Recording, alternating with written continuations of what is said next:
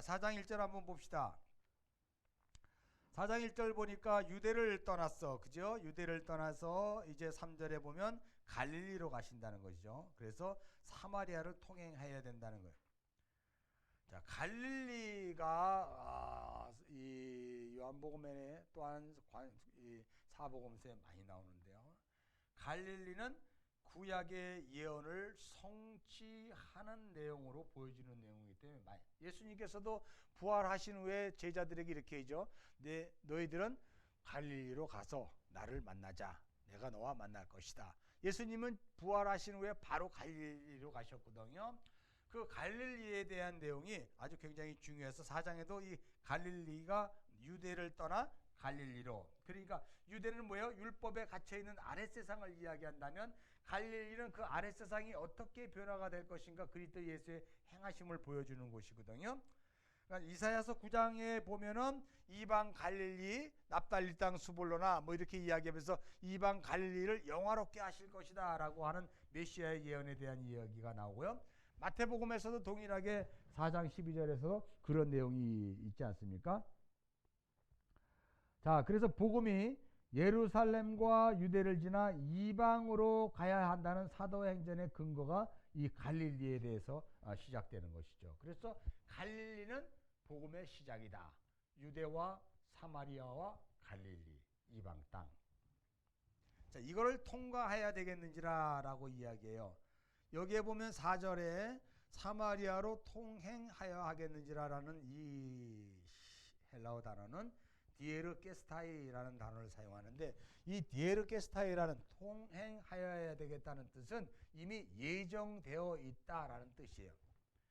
그러니까 하나님 아버지께서 이제 아들 하나님께 이 세상 것을 가지고 아래로 내려갔을 때 어떠한 일을 해야 되는가를 정확히 예정된 가운데 예수님이 그 길을 가신 거예요. 뭐 그렇다고 로버트처럼 그렇게 가신 것이 아니라, 그래서 요한복음에는 때가 참에 아직 내 때가 이르지 않았다 라고 이야기하는 때에 대한 이야기가 많이 나오거든요. 그 때에 맞춰서 지금 사마리아에 들어가신 것이죠. 이 이야기는 이미 디에르케스타이라는 단어를 사용해서 가시는 것이 이미 정해져 있다. 여러분의 운명이 이미 그리스도 예수 안에서 하나님의 아버지의 그 작정에 정해져 있다 라고 하는 디에르케스타이라는 단어를 사용해서 이게 우리의 이 인생과 우리의 삶이 우연히 일어나는 것이 하나도 아니라는 것을 이야기해요. 그런데 5절 보면 사마리아에 있는 수가라는 동네, 여기 수가라는 동네라는 수가는 세겜 땅을 이야기하는 것이죠. 여호수아서에서 세겜 땅 아주 유명하지 않습니까? 이 수가라는 그 단어의 뜻은 값을 치르고 사다 이런 뜻입니다. 값을 치르고 사다. 창세기 33장에 보면 하몰의 땅을 이제 값을 주고 사다라고 해요. 요 야곱이. 그래서 그러한 수가라는 뜻이 값을 주고 사는 땅. 그 이제 뭔가 복음을 지금 설명하고 있는 것이죠. 자, 여기에서 이제 예수 그리스도께서 그 수가라는 동네에 들어가요. 자, 그런 여인에게 지금 이제 한 여자를 만나는데 이 여자에게 물을 달라고 하시죠. 자, 왜 그랬을까요? 사마리아 여인이 저 자신의 목마름의 실체가 무엇인지를 정확히 설명하기 위해서 물을 달라고 그랬다는 것이죠. 주님이 이제 생수의 이야기를 이제 10절에 꺼냅니다. 물을 좀 달라.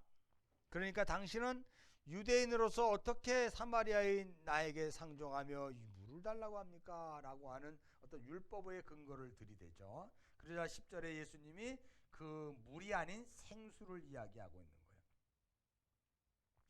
여기서 말하는 생수는 휘도르라는 단어를 사용하는데요.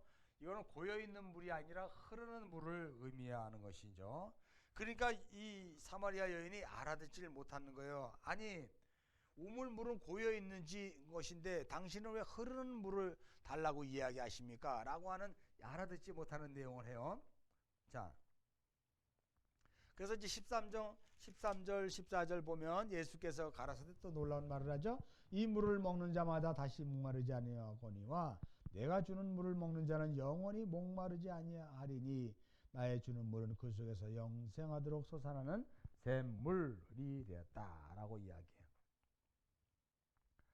이 샘물이라는 내용을 우리가 그 38절 39절로 한번 이렇게 쭉 보실까요? 38절 39절 38절 39절을 한번 보면 이게 6장을 봐야 돼요. 6장.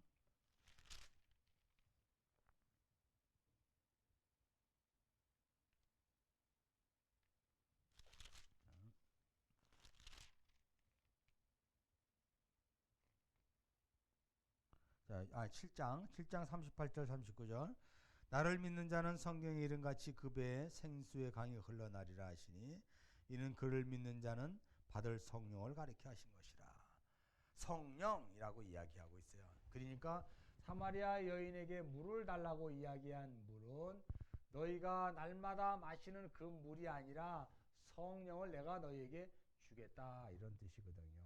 성령을 받는 것이죠. 여러분, 우리에게 있어서 가장 중요한 것 성령. 니고데모에게 위로부터 나지 아니하면 거듭나다에 그 위로부터 나다는 성령에 의해서 거듭나는 것을 이야기했죠. 동일하게 사마리아 여인에게도 물 이야기를 하면서 이제 그 성령을 너에게 주리라라고 하는 그 성령의 이야기를 꺼내고 있어요. 자, 그 성령은 고린도전서 10장 3절 4절에 보면 그리스도 예수라고 이렇게 이야기해요.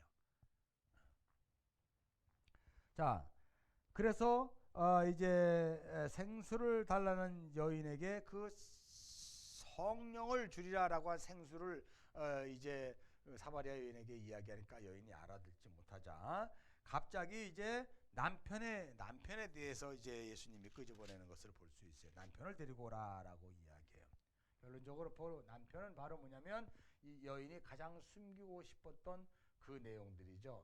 남편이 5이나 있었고 지금도 살고 있는 남편은 내 남편이 아니라고 이야기하는 그 여인의 죄를 폭로하는 것이죠. 다시 말해서 그 여인의 목마름이 무엇인가를 정확히 이야기하는 거예요.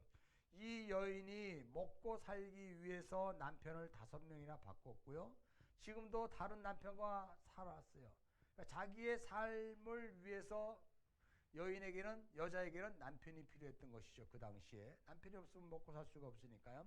그래서 끊임없이 남자를 찾아서 만나게 된 것이죠. 그러나 그 목마름을 채워줄 수가 없는 거예요. 10명이든 100명이든 채워줄 수 없는 거예요. 그것이 바로 인간의 욕망을 이야기하는 것이죠. 그래서 6번째 남편이 진짜 남편이 아니라는 것이 폭로가 될 때 예수 그리스도께서 그렇게 이야기하는 것이죠. 7번째 남편이 나다. 내 영원히 목마름을 해소시켜줄 수 있는 영원한 남편, 7번째 남편 바로 나다라고 이야기하면서 예수님이 그 남편 이야기를 꺼내면서 결론을 이야기합니다. 다시 말해서 사마리아 여인과 같은 그러한 그 세상에 아랫세상에 갇혀있는 모든 사람들에게 가장 원하는 것은 배고프지 않고 고통받지 않고 갈증을 느끼지 않는 그런 생수와 같은 삶이에요. 여러분, 그 생수와 같은 삶은 세상의 힘으로 세상이 주는 것이 아닙니다. 창녀 고멜이 그 세상이 주는 힘을 자꾸 쫓아간 거예요. 그럴 때마다 호세아가 그 여인을 계속 찾아와서 다시 찾아오죠. 그거와 마찬가지로 그 세상의 힘이 아니라 오직 예수가 너희의 생수를 주는 사람이라는 것을 우리에게 다시 한번 설명해 주고 있다는 것이죠. 자, 여러분, 이래서 이제 우물가에서 그리스도 예수를 이게 만나게 되는 내용을 우리가 볼 수 있습니다. 여기서 우리가 또 하나 구약에서 재미있는 에피소드가 하나 있는데요.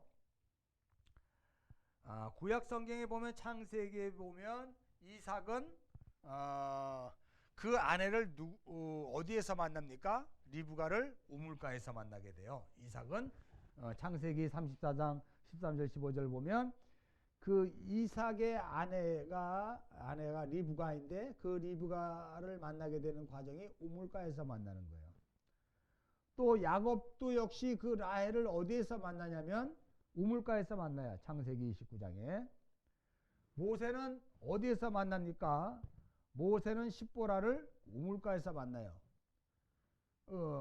지금 사마리아의 여인, 그러니까 예수 그리스도도 그 세상에 버림받은 땅, 그 사마리아에 버림받은 한 영혼을 만나러 가는 거예요. 그게 신부라는 것이죠.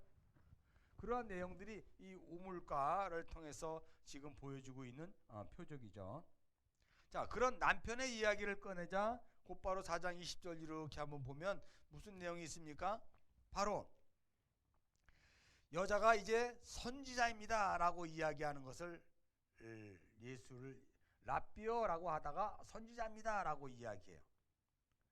자, 그러자 그 선지자인 것을 알아차린 그 여인이 이제 바로 예배에 대한 내용으로 이제 예수님께 질문을 하죠.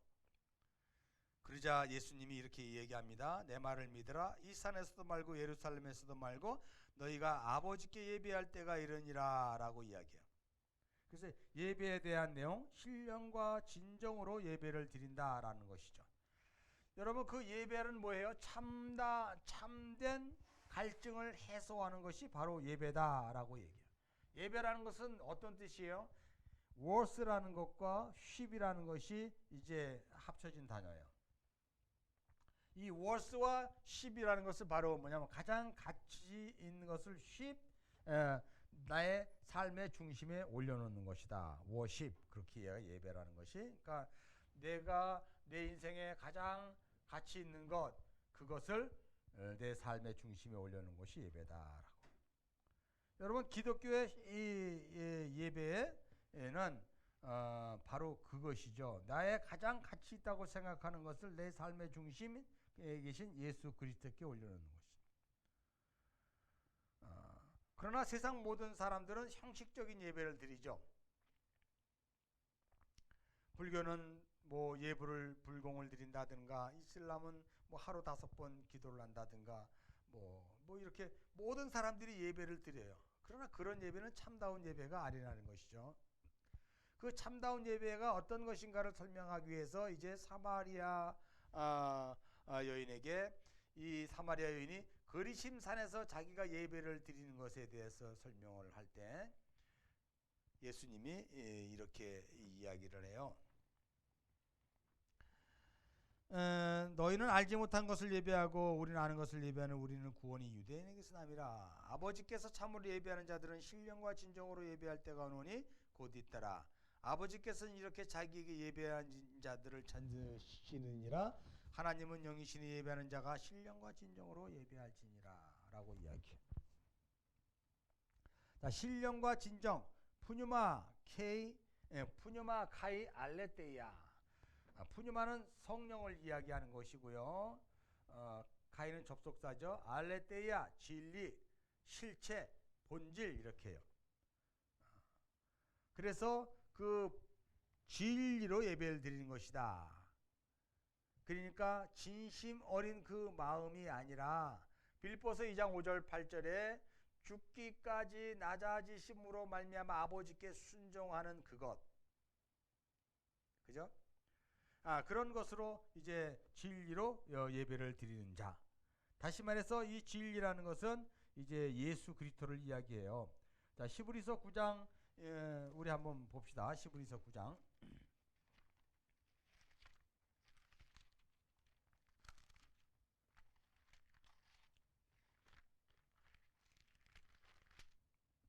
히브리서 9장 우리 23절에서 25절 한번 볼까요? 23절 25절. 그러므로 하늘에 있는 것들의 모형은 이런 것들로서 정결케 할 필요가 있었으나 하늘에 있는 그것들은 이런 것들보다 더 좋은 제물로 할지니라. 이게 예배에 대한 이야기거든요. 그리스도께서는 참것의 그림자인 손으로 만든 성소에 들어가지 아니하시고 오직 참 하늘에 들어가사 이제 우리를 위하여 하나님 앞에 나타나시고 대제사장이 해마다 다른 것의 피로써 성소에 들어갈 것 같은 것 같이 자주 자기를 드리려고 아니할세 라고 말하면서 이제 바로 자기를 드리는 것이죠. 그러니까 성령과 진리, 진정, 예수 그리스도를 드리는 것이다. 그러니까 그 진리, 신령과 진리라는 것은 이 실체, 이 진리, 윗세상의 진리, 이것으로 예배를 드린다는 것이죠. 이 진리를 가져오신 분이 성령이잖아요. 그러니까 예배는 신령과 진정으로 우리의 행위와 마음으로 드려지는 것이 아니라 신령과 진정인 예수 그리스도로 말미암아 드려지는 것이 예배다라고 말해서 그것으로 말미암아 참된 갈증을 해소할 수 있다라고 해서 지금 예수님이 이 사마리아 여인에게 이야기하고 있어요. 자, 예배의 주인이 사람입니까 하나님입니까 라고 얘기하면 당연히 하나님이라고 우리는 믿죠. 그래서 예배는 하나님을 가장 값어치 있는 곳에 올려드리는 것이다 라고 이야기해요.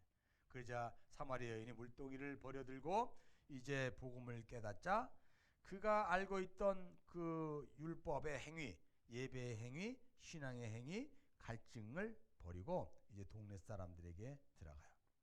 자, 요한복음 4장 25절에서 42절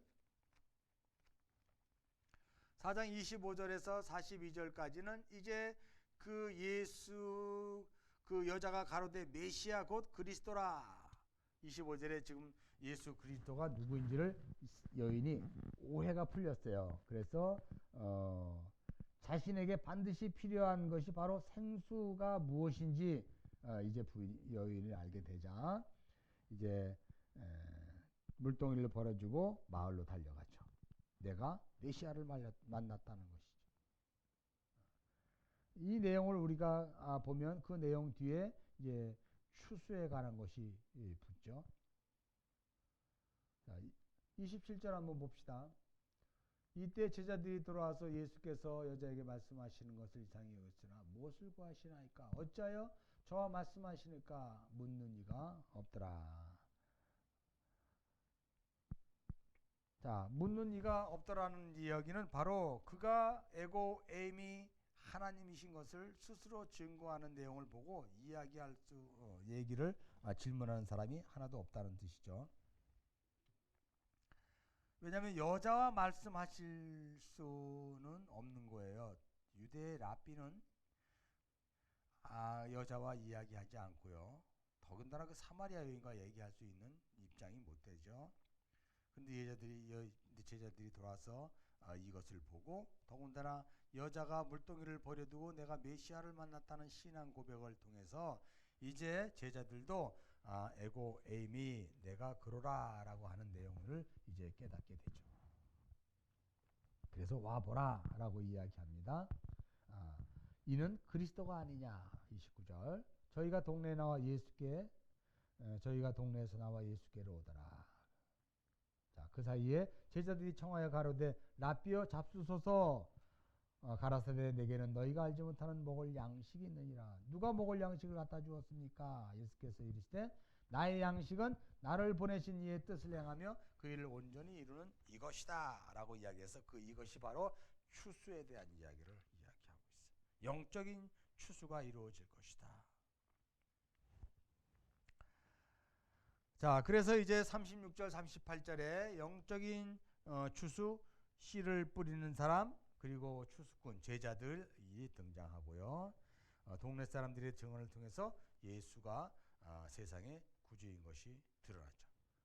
자, 이제 두 번째 표적으로 왕의 신하의 아들을 고친 표적이 여기 나오고 있습니다.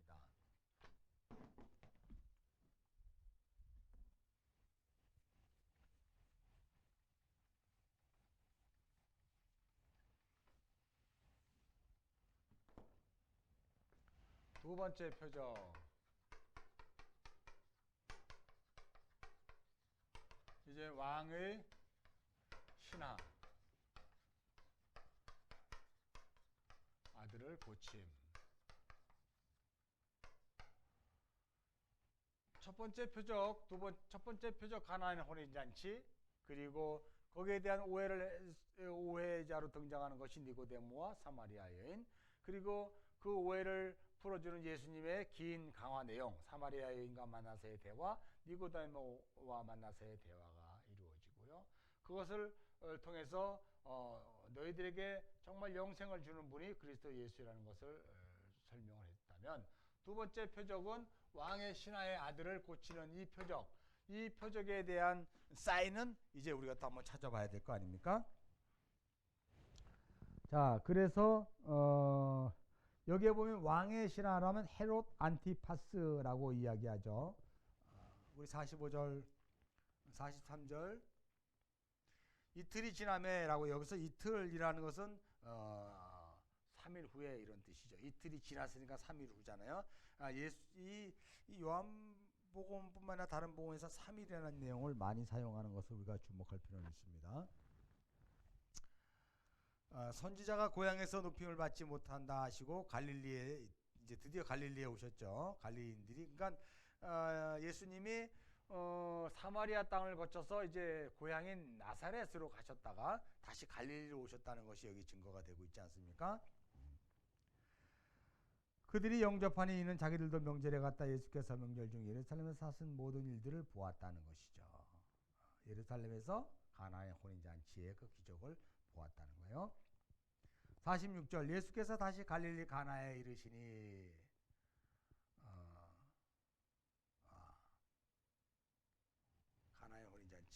가나안의 혼인잔치 물로 포도주를 만든 곳이다. 거기에 왕의 신하가 있어서 그 아들이 가버나움에 병들었더니 그가 예수께서 유대로부터 갈릴리에 오심을 듣고 가서 청하되 내려오셔서 내 아들의 병을 고쳐 주소서 하자 저가 거의 죽게 되었습니다. 예수께서 가라사대 너희는 표적과 기사를 보지 못하면 도무지 믿지 못하니라 라고 이야기해서 이제 고쳐주는 내용이 이렇게 등장하고 있습니다. 신하가 가로되 주여 내 아이가 죽기 전에 내려오소서. 예수께서 가라사대 네 아들이 살았다 하신데 그 사람이 예수의 하신 말씀을 믿고 가더니 내려가는 길에서 그 종들이 오다가 만나서 아이가 살았다 하거늘 그 낳기 시작한 때 요한복음에는 이 때가 나오죠. 물은즉 어제 제7시에 열기가 떨어져 있다. 어제 제7시 그러니까 어저께 7시면은 이 종이 부랴부랴 아마 달려왔다는 것이죠. 하루를 지났다는 얘기니까요. 그만큼 아주 굉장히 긴박한 그런 내용이 전개되어 있다는 것을 우리가 성경에 볼 수가 있어요. 어제 7시니까 13시 1시란 말이죠. 오후 1시에 열기가 떨어졌다. 아비가 예수께서 네 아들이 살았다 하신 말씀이 그때인 줄 알고 와서 그가 온 집이 중요한 것 그런 기사와 표적을 보고 예수를 믿는 자들이 많아졌다는 것이죠.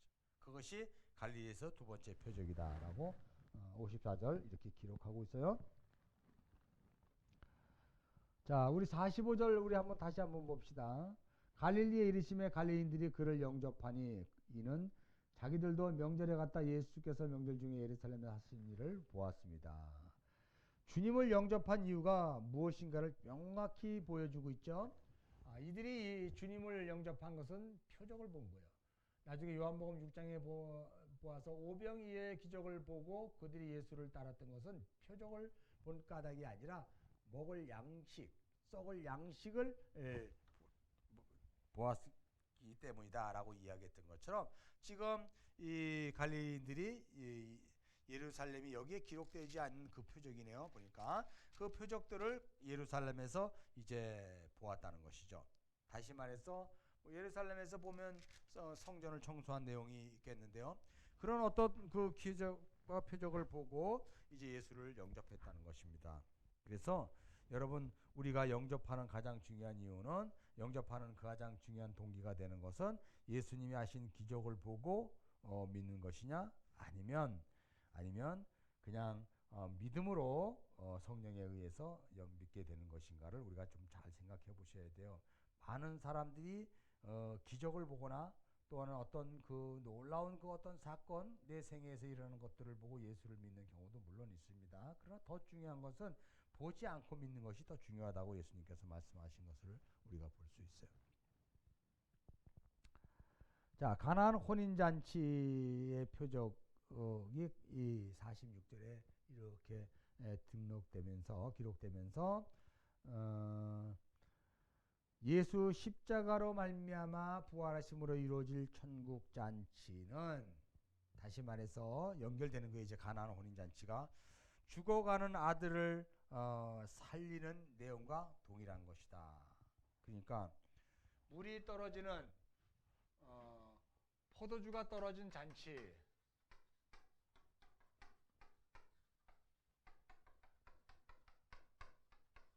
죽어가는 아들. 이게 다 그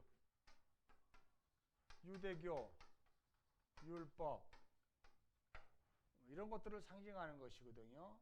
그러니까 이 잔치를 다시 흥황하게 하는 것도 그리스도 예수의 십자가에 죽으시고 부활하심으로 이루어질 것인 것을 표적으로 보여주고, 죽어가는 아들을 다시 살려내는 것 역시 예수 그리스도의 십자가의 죽으심과 부활하심을 통해서 이루어진 것이다. 이 모든 것들은 유대교, 그 당시 유대인들은 유대교에 갇혀 있고요, 율법에 갇혀 있다고 하는 이것을 통해서 완전히 메시아 되고 구원자 되실 분은 바로 예수라는 것을 우리가 이야기하고 있어요. 그래서 가나안의 혼인잔치와 왕의 신하 이 두 번째 표적이 이렇게 연결이 되고 있습니다. 그 장소에 동일하게 지금 예수님이 표적을 보여주고 있는 것이죠. 그 내용을 통해서 죽어가는 아들을 살리는 것 역시 그리스도 예수가 하실 일이다. 죄 허물로 죽었던 죄인들이 새 사람으로 살아날 수 있는 것이다 라는 것이죠.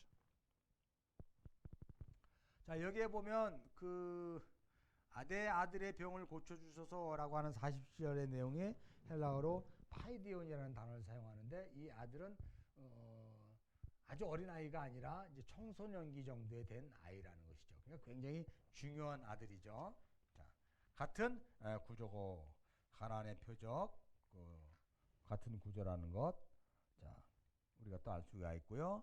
여기에서 보면 이틀이 지남에 요한복음 2장 1절 가나안에 그 물이 포도주를 만든 사건도 사흘 되던 날 이렇게 이야기하는데, 여기도 동일한 구조로 이틀이 지남에 사흘이 되던 날 왕의 신하를 고친 것은 이틀이 지남에, 그래서 3일에 대한 설명을 하고 있어요. 3일은 그 굉장히 중요한 것이죠. 하나님이 창세기의 셋째 날을 회복하는 거예요. 여러분, 창세기 셋째 날이 뭐죠? 창조기사의 셋째 날. 셋째 날은 하나님이 이 물로 바다와 땅과 땅에는 심있는 채소 또는 열매, 그러니까 이 3일 셋째 날, 이틀 후, 이런 내용은 창세기의 셋째 날의 창조를 회복하는 그런 내용이죠. 물로 바다와 땅이 갈라진 거예요. 바다는 저주를 의미하죠. 그잖아요. 근데 이 땅에는 씨 맺는 채소가 있단 말이에요. 씨는 데라라 그랬죠. 그리스도. 그러니까 예수 그리스도로 말미암아 심판과 저주가 갈라지고, 그리스도 예수로 말미암아 씨 맺는 채소와 열매가 맺어짐으로 말미암아 하나님의 안식이 이루어지겠다라는 것으로 말해서 3일은 굉장히 그 어떤 그 회복을 이야기하는 것이죠. 요나가 물고기 뱃속에서 3일간 있었던 것도 역시 그 회복, 다시 말해서 구속, 회복을 다른 말로 구속이라고 얘기해요. 구속. 이걸 또 다른 말로 희년, 뭐 이렇게 이야기하죠. 그래서 3일 이런 이야기를 우리가 많이 하고 있는 것을 우리가 볼 수 있어요. 자, 이 두 사건, 가나안 혼인잔치와 왕의 신하 아들을 고친 것은 우리가 가만히 보면 예수님이 뭔가를 가지고 만든 것이 아니라 그냥 말씀만으로 지금 이적을 만드신 거예요. 볼까요? 50절 예수께서 가라사대 가라 내 아들이 살았다 하신데, 예수님 말씀만 갖고 만드셔 버리셨던 것이죠. 그런데 가나안의 혼인잔치나 이 왕의 신하 아들을 고친 내용도 또 종들이 그 최종 목격자라는 것이에요. 종들이. 그리고 두 사건 다 예수 믿는 자들이 생겨나는 것을 우리가 이렇게 볼 수 있어요. 자, 53절 그때인 줄 알고 자기와 그 온 집이 다 예수를 믿더라라고 하는 믿음에 대한 내용이 기록되고 있어요. 그러므로 이 내용들이 다 모두 다 어떤 내용입니까? 요한복음 1장 51절에 나다니엘에게 하늘이 열리고 인자가 하나님의 사자에 오르락 내리락 하는 것을 보리라 한 것 위에 표적이 시작됨으로써 이제 열린 하늘을 통해서 어떻게 구원이 일어나는가라는 것을 보여줘요. 막혀 있는 그 아래 세상에서의 모든 표적은 죄인에게 이제 죽음을 선물할 수 있지만 하늘이 열림으로 말미암아 그리스도 예수의 십자가의 공로로 이제 예수 그리스도를 믿는 자들이 생겨나는 것. 그래서 가나안의 혼인 잔치나 이 두 번째 표적인 왕의 신의 아들을 고친 표적의 유명한 그 내용의 가장 중요한 단서는 그 시각 이후로 예수를 믿는 자들이 나오는 거예요. 믿는 자는 생명을 얻을 것이고 믿지 않는 자는 심판당하리라. 요한복음 3장 16절의 내용을 그대로 또 설명하고 있는 것이죠. 자, 다음 시간에는 세 번째 표적, 우리 38년 된 병자의 치유를 또 이제 공부하도록 하겠습니다. 수고하셨습니다. 40분?